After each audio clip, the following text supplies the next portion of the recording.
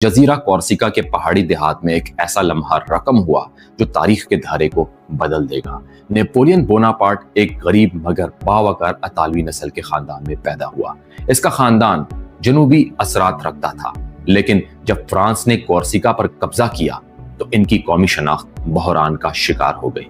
اس کے والد Carlo Bonaparte ایک درمیانے درجے کے قانون دان تھے جو اپنے بچوں کو اعلیٰ تعلیم دینے کے خواہش مند تھے، مگر حالات سے مجبور بھی۔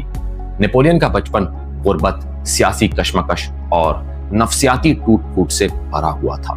ایک طرف وہ فرانسیسی قابضوں کو ناپسند کرتا تھا، دوسری طرف اپنے خاندان کے زندہ رہنے کے لیے انہی کے نظام سے وابستہ ہونا ضروری تھا۔ یہ تضاد اس کے اندر ایک ایسی آگ پیدا کرتا ہے جو پوری یورپ کو راکھ کر دے گی۔ اس کی والدہ لیٹیشیا ایک سخت مگر اچھی عورت تھی اور